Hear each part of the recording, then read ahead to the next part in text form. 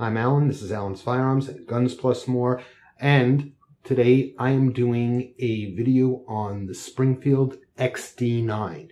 Nice, compact pistol. It is not real small, but it's not huge. It's got some heft to it, but I wouldn't say it's one of those guns that there's no way you can carry it. There are people that carry this gun, and they're quite happy with it.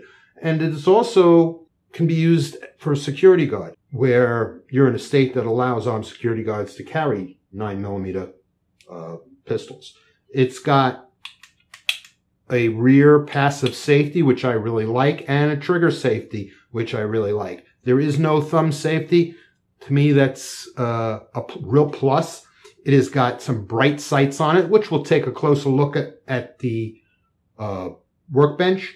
It has got a slide release and a takedown lever. Loaded magazine indicator is right on the top. It does not have a very heavy spring, so it's easy to pull back. So it's not that hard to pull back, though people who have arthritis or some women or weaker men might have an issue, but it's not the heaviest of these guns to pull. It's pretty nice. I've done a takedown on the XD40, but this is the XD9, and I've had some requests for it. So I'm going to go ahead and do it. So let's get to the workbench, take a closer look, field strip it, clean it, lube it, and reassemble it. Here we are at the workbench with the Springfield XD9. I just got this one in. That's how it comes packaged. Your paperwork, spent cartridge from the test fire, cleaning brush, lock, 2 extended magazines, and 1 regular magazine. That's how this one came in. So let's take a closer look. Some of the features that I really like about the XD is the fact that it has a passive safety on the grip. Now let's do a safety check before we go any further. Look down the chamber, look down the magazine well. So there we go. Safety check is complete. Passive safety on the rear. Pull the trigger, nothing happens. Have to have it in my hand.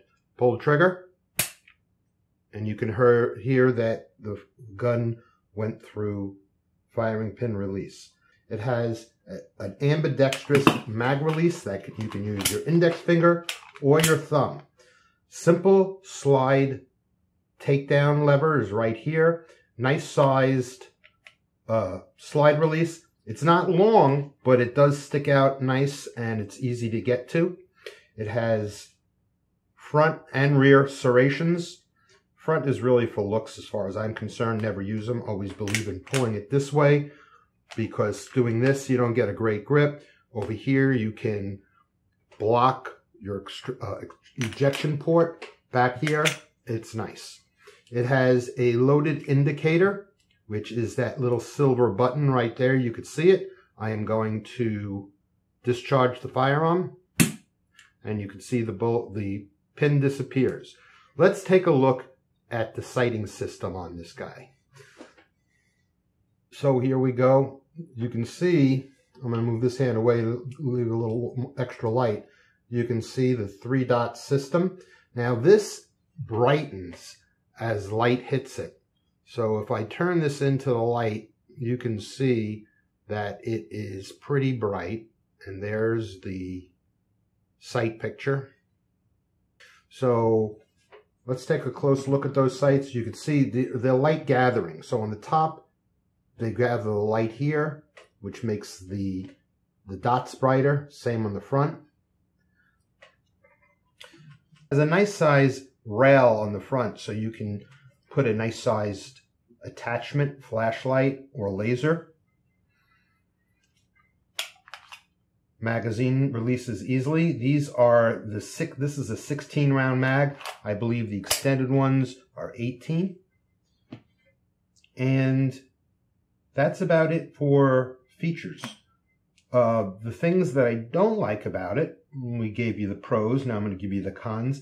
It's very thick, and it's the way this is designed, it has like steps, and it gets thicker. So at the thickest point, you're talking, it's this thick, this gun. So if I put my fingers here, that's the thickest point. I mean, that's a lot. That's a thick gun.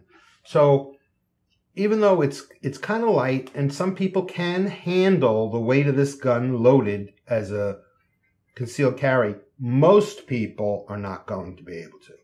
But a gun this size, as a security officer or police officer, I think this gun is a great alternative to some of the other stuff that's out there. Though it isn't a 9, and police officers are getting away from 9s, but security guards in a lot of states, they're only allowed to carry either a 9 or a 38. So there you have that. The takedown on this gun is relatively easy. You're going to lock the slide back. You're going to dump the magazine. We're going to take this lever and we're going to push it up towards the top of the magazine. Let me see if I can get some light on here. Here we go. Right up to the top of the magazine. So it's 90 degrees. Once we do that, we can release the slide with a slide release, pull the trigger, and it comes apart. That's why it's so important to make sure this gun is unloaded before you dismantle it, because you have to pull the trigger. Okay, we're going to push the spring bar forward and lift it up, take it out. Same thing with the barrel, forward and lift it out. And here, that's it. It is field stripped. I'm going to take some strike hold. I use strike hold to clean all my firearms.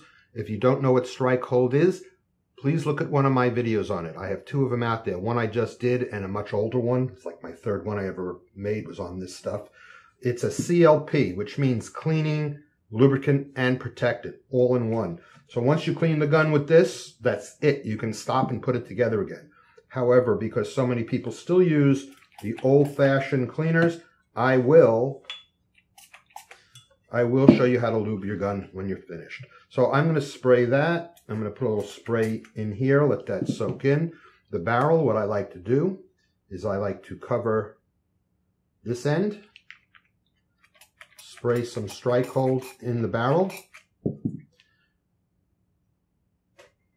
move it around a little bit, and then I dump the excess, whoa, that's a lot, into a rag.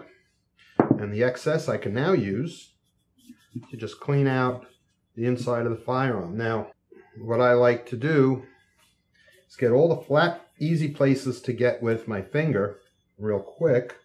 And then I take out, look at all that dirt that came out of here. Wow, I'm going to go a little better. Okay, so now that I got all that out of there, I'm going to take another cloth. Then I'm going to take a little wooden stick, which I'm going to wrap this around, and I'm going to get the slide rail slots clean with this, because the stick fits in there real nice. And you have to make sure that these are extremely clean. Look at that. All that dirt just came out of there. Because this is where they're going to get true metal-to-metal contact on the firearm. Do both sides. And you do this until this comes out clean. So you can see I'm getting an awful lot of dirt out of there. I'm going to keep moving the rag around to clean spots. And I'm going to zoom this ahead so you don't have to watch how many times I have to do this. You get the idea. Now what I'm going to do, actually it's coming out clean now, is I'm going to get the areas that I couldn't reach with my fingers, like down in here.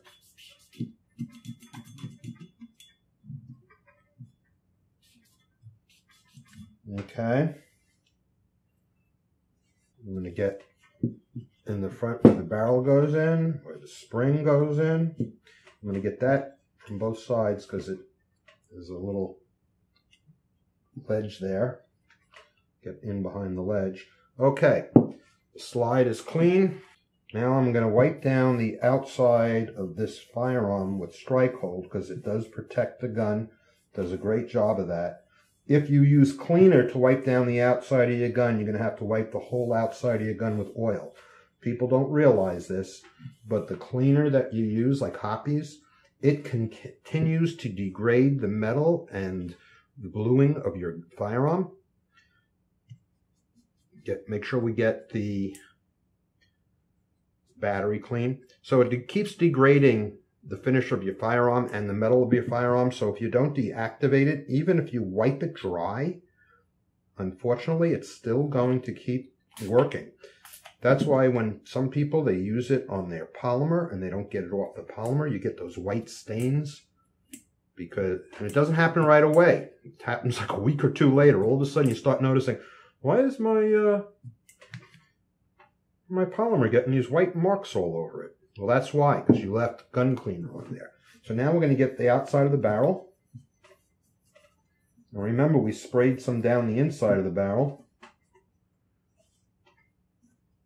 Going to make sure I get the front ramp and the top ramp really clean. Make sure you spend good time doing that.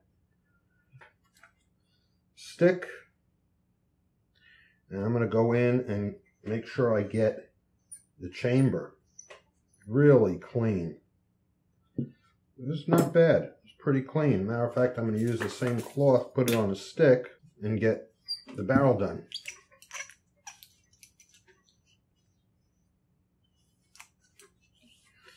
Okay, so we have the barrel, the slide, the spring. Let's get the magazine done. Now, one of the things, the tricks to get magazines is people don't know to do this.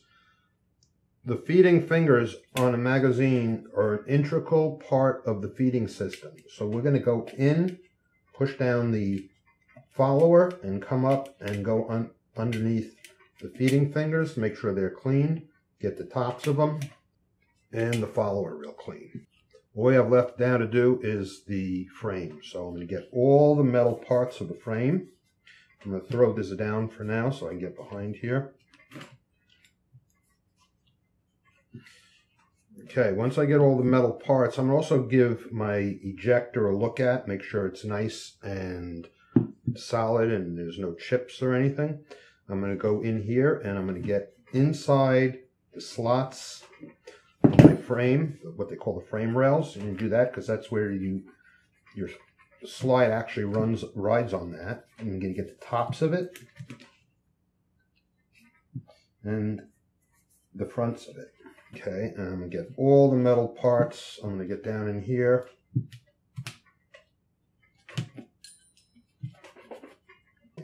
I'm going to put this back up and get behind it.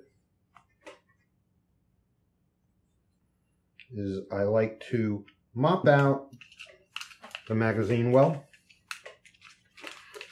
Make sure there's no foreign matter, debris, or dirt in there. You can see that was a clean rag and it pulled out some of it. Now this is big enough where I can actually put my finger in it, and I didn't need to really mop it that way. So if you can get your finger down the magazine well and down the up in the grip well, do it that way, because look at that. That came out of inside there. And just want to mention this on the battery. What you want to make sure you get clean, and I did this while I was talking, but I need to point it out to you, is underneath your extractor. Make sure you run a rag underneath the extractor. Now I pushed the stick underneath there to get it. Oh, but I didn't do a very good job because I was in the middle of talking. You know how I know I didn't do a good job? Look at that. See that line? That's all dirt from underneath the extractor. And if you get dirt underneath the extractor, it starts building up. And then what you end up having is the extractor ride over the end of the round. And it can cause a failure to feed. It can cause a jam.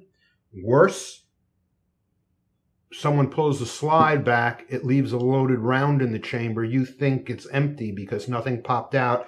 You pull the trigger and it goes bang. I've seen it happen. Okay, so there, all clean. Okay, so now all we have left to do, now that it's clean, is lube it. Do not over-lube your gun. Putting too much oil on a gun is worse than not having any oil at all. All it does is foul it up. It makes it malfunction. 3 drops of oil on a cloth to start with is all we need. We put it let it permeate the cloth, spread out on the cloth. We put it on a stick, And where it needs actual lubrication are the slide slots. So 1, 2, 3, 4, 1, 2, 3, 4. Now, that's all that's all the lubrication needs. Now we're just going to wipe down the inside of the gun to make sure we deactivate cleaner. Do not put cleaner in your firing pin well, and do not put oil in your firing pin well. Not necessary. As a matter of fact, a lot of these guns, it's detrimental. We'll just gum it up. Okay. I'm going to make sure I get a little oil on the firing pin safety. Everywhere where I touched it with cleaner, I am going to go over it with oil. Okay, so there's the slide, the barrel.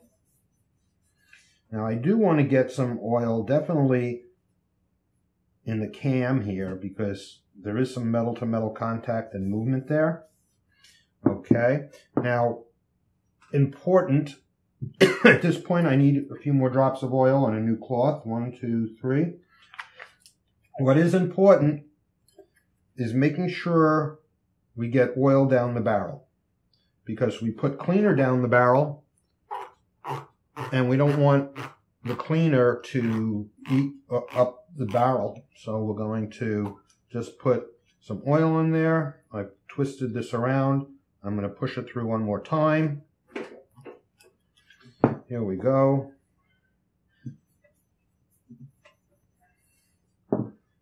Spring. Now, the parts that need lubrication again. You get them first.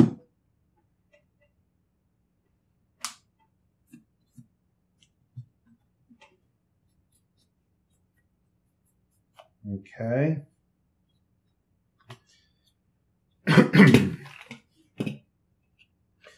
So here we go. We're going to get the parts where we need lubrication first.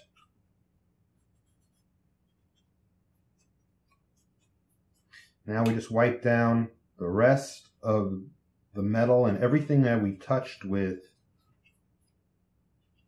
gun cleaner.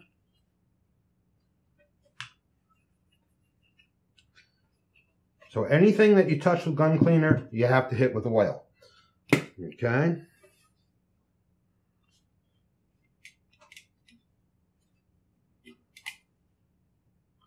We'll get this real good underneath the fingers. There. Now, reassembly. Drop the barrel in. The large spring goes forward. Push this little plunger down in. Make sure it is centered this way in the gun and it's parallel this way. I'm going to take my slide.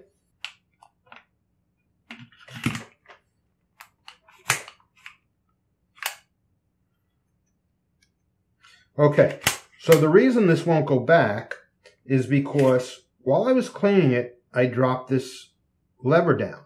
So that lever has to be in the up position. See that? So now I can put this back on and it will slide all the way back. I use my thumb and push the slide lock. I drag that back down. I release it. Do a quick function check. I'm going to hold the rear safety and pull the trigger without pulling the trigger safety. I'm going to release the rear safety and pull the trigger holding the trigger safety. Then holding both safeties, and it functions. I'm going to put in this magazine. Magazine slide lock works. Release works. Everything works. The charged indicator is working. And it is perfect. So, I'm glad that you were able to join me for the Springfield XD9. Hope you come back the next time. Please like and subscribe. Thanks for joining me on the Springfield XD9. Hope you like and subscribe. And until next time.